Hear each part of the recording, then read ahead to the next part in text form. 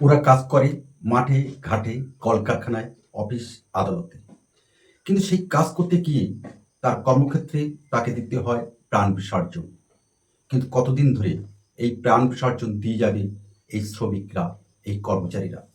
আসুন আমরা আজকে একটা এই রক্ত ভেজা গল্প, অর্থাৎ মে দিবসের গল্প আমরা তুলে ধরি। সময়টা 1880 সাল। সেই সময়কালে আমাদের গোটা পৃথিবীর শ্রমিকরা, অর্থাৎ শ্রমিকদের কাজ করতে হতো প্রায় 18 ঘন্টা, যা অমানসিক, অমানবিক, কখনোই করা সম্ভব নয়। কিন্তু বাবুদের হুকুমে তাদের এই কাজ করতে হতো। কিন্তু বর্তমানে সেই কর্মসময় এসে গেছে 8 ঘন্টা, আবার কোথাও বা 5 ঘন্টা। এই বৈষম্য আমাদের সমাজে প্রতিনিয়ত রয়ে গেছে আর থাকবেও। তাই শ্রমিকদের লড়াই, মে দিবসের ডাক, অর্থাৎ 1 মে। আমরা যে আজকে 8 ঘন্টা বলি আর 5 ঘন্টা বলি, এই যে আমরা শ্রম বিক্রি করছি, এই শ্রম বিক্রি করার অধিকার কি আমাদের জীবনে, আমাদের সমাজে, আমাদের পৃথিবীর বুকে এমনি এমনি এসেছে? আসুন সেই রক্ত ভেজা গল্পের কাহিনী আপনাদের সামনে আমরা তুলে ধরছি। আসলে এই 1 মে হলো শ্রমিকদের একটি আত্মত্যাগের কাহিনী, আত্মত্যাগের দিবস, রক্ত ভেজা দিবস। রক্তের বিনিময়ে আজকে এই 1 মে। যে 1 মে আমরা যারা শ্রমিক, অর্থাৎ যারা শ্রম ব্যয় করে, প্রত্যেকেই শ্রমিক আমরা। সেই শ্রমিকরা আজ 8 ঘন্টা কাজের অধিকার সে পেয়েছে। তা না হলে তাদের 10 থেকে 18 ঘন্টা তাদের শ্রম বিক্রি করতে হতো, শ্রম দান করতে হতো। অমানবিক, অমানসিক পরিশ্রমের মধ্যে দিয়ে, ঘাম ঝরানোর মধ্যে দিয়ে তারা ঘাম শুকিয়ে গেলেও তাদের ন্যায্য মজুরি পেত না। এই যে অমানসিক যন্ত্রণা, এই যন্ত্রণা থেকে শ্রমজীবী মানুষ মুক্তি পেতে চেয়েছিল। 1880 সাল, যেটা আমরা বলছিলাম, যেটাকে বলা হচ্ছে একটা শ্রম বাজারের দশক। যে দশকে শ্রমিকদের জীবন ছিল এক ভয়াবহ দুর্বিষহ। তখন আমরা জানি নির্দিষ্ট কোনো কর্মঘণ্টা শ্রমিকদের জন্য ছিল না, থাকার কথাও নয়। আসলে সেদিন ছিল শ্রমিকরা মালিকদের দাস। আর 1886 সাল 1 মে প্রায় 3 লক্ষ মানুষ, অর্থাৎ শ্রমিকরা এক বিশাল জনসভা আহ্বান করে। আর সেই জনসভা থেকে হঠাৎই পুলিশের ওপর বর্ষিত হয় একটি বোমা, যা আজকাল রাজপথে মিছিলে যেটা দেখা যায়। আর সেদিন যে পুলিশের ওপরে যে বোমা পড়েছিল, তার প্রতিশোধ নিতে গিয়ে পুলিশ বাহিনী সেদিন নির্বিচারে গুলি চালায়। কাদের ওপর?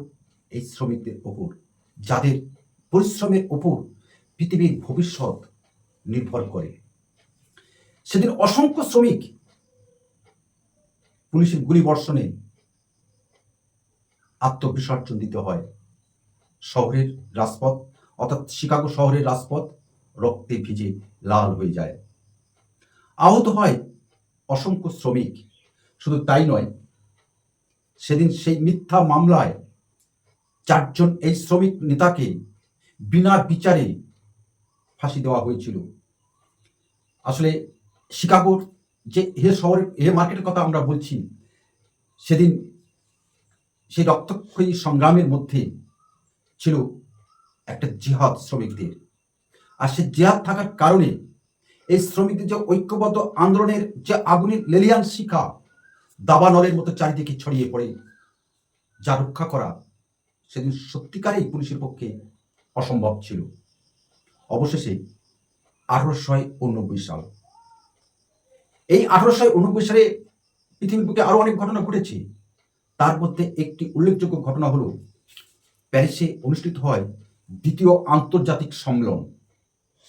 আর সেই সম্মেলনে সিদ্ধান্ত নেওয়া হয় শ্রমিকদের যে আন্দোলন, শ্রমিকদের যে রক্ত, শ্রমিকদের যে আত্মত্যাগের কাহিনী, তাকে মূল্য দিতে, তাকে সম্মান দিতে ঘোষণা করা হয় আন্তর্জাতিক শ্রমিক দিবস, অর্থাৎ আজকের যে 1 মে, সেই 1 মে শ্রমিক দিবস 1886 সালে প্যারিসে অনুষ্ঠিত দ্বিতীয় আন্তর্জাতিক সম্মেলনে সিদ্ধান্ত গৃহীত হয়। আর সেদিন থেকে আজও পৃথিবীর বুকে এগিয়ে চলছে জোর কদমে শ্রমিকদের সম্মানের জন্য, শ্রমিকদের আত্মবলিদানের জন্য, শ্রমিকদের লাল রক্তের জন্য এই মে দিবস, অর্থাৎ 1 মে দিবস, 1 মে অর্থাৎ শ্রমিক দিবস। যেখানে এই শ্রমিক দিবস আজকে শুধু একটা মাত্র ছুটির দিন নয়, এই দিনটি পৃথিবীর ইতিহাসে শ্রমের মর্যাদার অধিকারের অঙ্গীকারের দিন, যে দিন শ্রমিকরা পেয়েছিল তাদের স্বীকৃতি। তবুও আজকে আমাদের ভাবতে, আজকে আমাদের বলতে লজ্জা করে যে প্রতিটা শ্রমিক কি এই সমাজে, এই বর্তমানে সমমর্যাদা, সমপারিশ্রমিক কি পান? এই প্রশ্নটা আপনাদের সামনে তুলে ধরলাম। অবশ্যই আপনারা কমেন্টস করে জানাবেন। তবে যাওয়ার আগে যে কথাটা আমরা বলে রাখি, যে শ্রমিকদের ঘাম শুকানোর আগে, শ্রমিকদের শরীরে ঘাম শুকানোর আগেই তাদের পারিশ্রমিক পরিশোধ করতে হবে।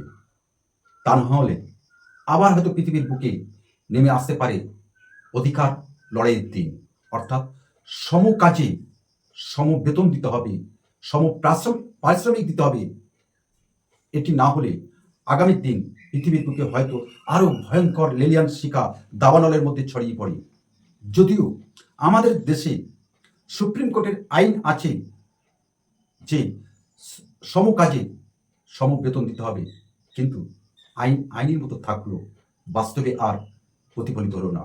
তো আসুন সকল শ্রমিক এই আজকের দিনে তারা প্রতিজ্ঞাবদ্ধ হন, ঐক্যবদ্ধ হন যে সম কাজে সম পারিশ্রমিক বেতন দিতে হবে। নমস্কার।